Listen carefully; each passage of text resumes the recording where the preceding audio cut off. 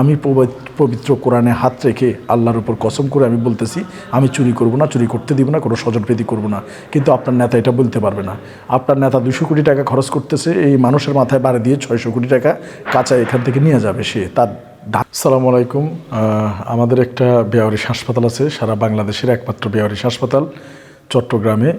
সেটি পরিচালনা করার জন্য আমাদের যে কার্যক্রম, সেখানে 120 শয্যার হাসপাতাল এবং এটি আদূর ভবিষ্যতে চাহিদা মেটাতে অক্ষম, কারণ এ তো ছোটো পর্যায়ে সারা দেশব্যাপী সেবা দেওয়া সম্ভবপর নয়। এবং বাংলাদেশে একটি বেয়ারিশ মানুষদের জন্য বেয়ারিশ মেডিকেল কলেজ করার লক্ষ্যে আমি অনেক চেষ্টা করেছি, অনেক গণ্যমান্য ব্যক্তিদের নিয়ে এসেছি, প্রচেষ্টা করেছি, কিন্তু সকল প্রচেষ্টা ব্যর্থ হয়েছে। এবং তাই এই মহান সংসদে এই মানুষদের নিপীড়িত, নির্যাতিত, অসহায়, একেবারে নিঃস্ব বেওয়ারিশ এই মানুষগুলোর কথা তুলে ধরার জন্য, তাদের জন্য একটি আয়োজনের জন্য আমরা বেওয়ারিশ হাসপাতাল মেডিকেল কলেজ করার লক্ষ্যে মহান সংসদে বিল উত্থাপন করার জন্য, এবং পাশাপাশি আমার যে এলাকার মানুষজন রয়েছে তাদেরও কিছু চাহিদা পূরণের জন্য আমি আমার এলাকা থেকে এবারে এমপি ইলেকশন করছি।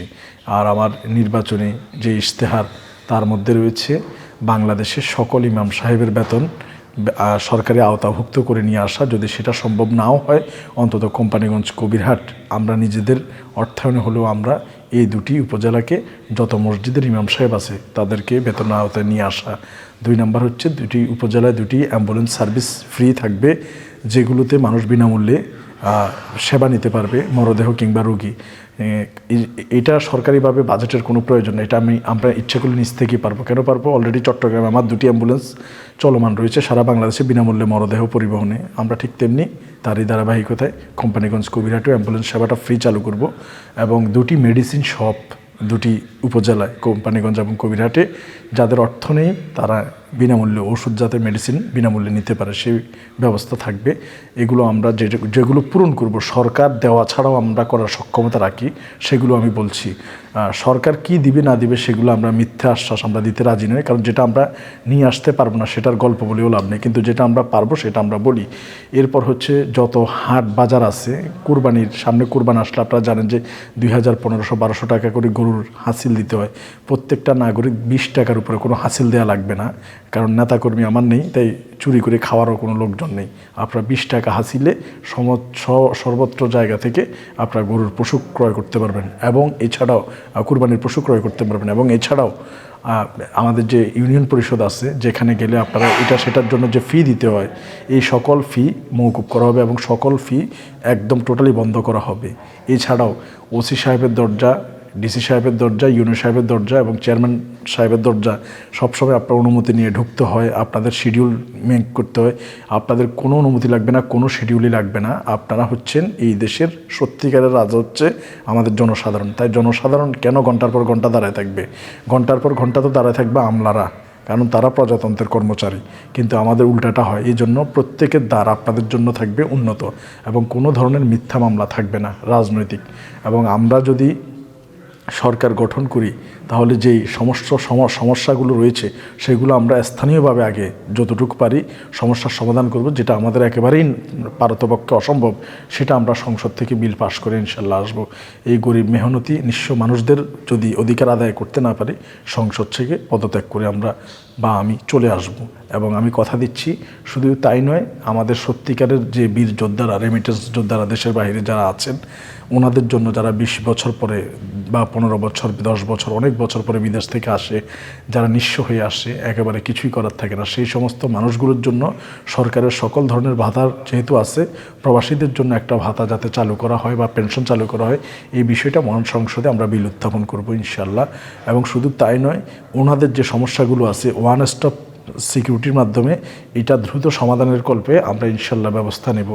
এই কার্যক্রমগুলো আমরা আসার সাথে সাথেই অবশ্যই মহান সংসদের মাধ্যমে এগুলো নিশ্চয়তা করব। এবং পাশাপাশি কোনো ধরনের সন্ত্রাস, চাঁদাবাজি, নৈরাজ্য যাতে না হয়, কারণ আপনারা জানেন নোয়াখালী 5 সংসদীয় আসন 272 বাংলাদেশের, ইটি কোম্পানিগঞ্জ, কবিরহাট, অশ্বতিয়া, নিয়াজপুর এই জায়গায় যে মানুষগুলো বসবাস করে, আপনারা যে নেতাদের ভোট দেন ওনারা বিদেশে প্রচুর পরিমাণে বাড়ি গাড়ি অর্থ পাচারসহ নানা ধরনের কেলেঙ্কারিতে ওনারা জড়িত। বিগত সময়গুলো থেকে এখন পর্যন্ত আপনারা কয়জন ফেরেশতা পাইছেন আপনাদের কাছে প্রশ্ন। কিন্তু আপনাদের কাছে আমি বলে যেতে চাই, আমি তো নতুন আসছি, রাজনীতির বুঝি না এবং কোনো রাজনীতির সাথেও আমি যুক্ত না, আমি বড় কোনো দলও করি না। তাহলে কেন আপনারা আমাকে ভোট দিবেন? ভোট দেওয়ার একটাই রিজন, সেটা হচ্ছে আপনারা যে দল করেন সেই দলের প্রধান যিনি আছেন তিনি এই কথা বলতে পারবেন আমি যেই কথাটা বলতেছি। আমি পবিত্র কোরআনে হাত রেখে আল্লাহর উপর কসম করে আমি বলতেছি, আমি চুরি করব না, চুরি করতে দিব না, কোনো স্বজনপ্রীতি করব না। কিন্তু আপনার নেতা এটা বলতে পারবে না। আপনার নেতা 200 কোটি টাকা খরচ করতেছে, এই মানুষের মাথায় বাড়ি দিয়ে 600 কোটি টাকা কাঁচা এখান থেকে নিয়ে যাবে সে। তার ধান্দা এটা। কী জন্য ধান্দা? আজকে যারা আমি পুরো নির্বাচনে যে খরচ করছি, আপনাদের এই যে এতগুলা ওয়ার্ড, প্রায় 200-র কাছাকাছি ওয়ার্ড, প্রত্যেকটা ওয়ার্ডে আপনাদের ক্লাব আছে, অফিস আছে। একটা অফিসে যে খরচ করেন আপনারা, আমি পুরো নির্বাচনে এত টাকা খরচ করি না।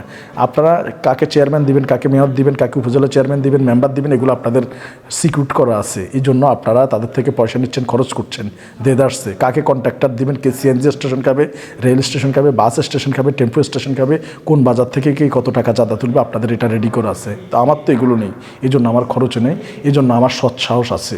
আপনারা অনেকে বলবেন যে আপনি কোরআনের দোহাই কেন দিলেন? আপনি সেনাবাহিনী এবং পুলিশ বাহিনীতে চাকরি করতে যান, পাসিং প্যারেডে আপনি কোরআন শপথ করে তারপরে ইন করতে হবে।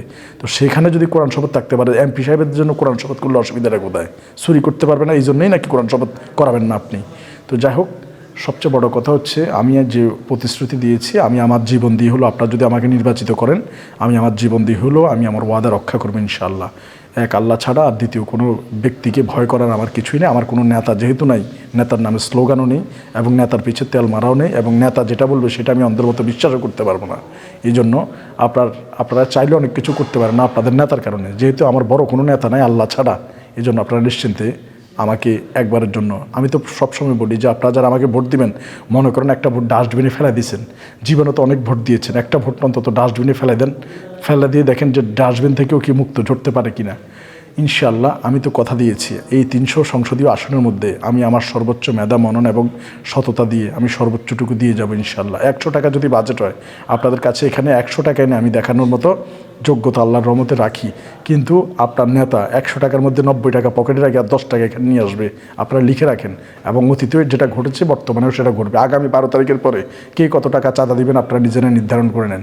মনে রাখবেন, এই 12 তারিখের পরে এই 12 তারিখের শেষ সুযোগ আছে। আমার এত টাকা নেই যে আমি বারবার দাঁড়াবো। আপনারা যদি আমাকে চান, ইনশাআল্লাহ আমি নোয়াখালী 5-এর মানচিত্র মানবিকতায় পূর্ণ করে দেবো ইনশাআল্লাহ। আর সংসদীয় অন্যান্য যে আসনগুলো আছে, যেখানে নেতার তেলবাজি করতে করতে সংসদে অর্ধেক সময় চলে যায়, আপনাদের দাবি দেওয়া কখন উত্থাপন করবে? সেই জায়গায় হয় আপনাদের দাবি আদায় করে নিয়ে আসবার, নাহলে সংসদে স্পিকারের মুখে পদত্যাগপত্র ছুড়ে ওইখান থেকে চলে আসবো। কারণ আমি যাচ্ছি জনগণের, সাধারণ মানুষের ম্যান্ডেটে, কারো পা চাটতে নয়। তো ইনশাআল্লাহ আপনারা যদি চান, আপনারা যদি একটু এগিয়ে আসুন, আগামী 12 তারিখ আমরা একটা বৈচিত্র্যময় বিপ্লব তৈরি করে দেবো ইনশাআল্লাহ। মনে রাখবেন, যদি বিএনপি জিতে, এই জয় হবে শুধু জাতীয়তাবাদী দলের। যদি জামাত জিতে, এই জয় হবে শুধুমাত্র জামাতে ইসলামীর। এনসিপি জিতলে শুধু শাপলাকুলির জয় হবে। কিন্তু এই কলম মার্কা যদি জিতে যায়, সকল দল, আওয়ামী লীগ, বিএনপি, জামাত, জাসদ, বাসদ, এনসিপি, আপনাদের সকলের জয় হবে আগামী 12 তারিখ।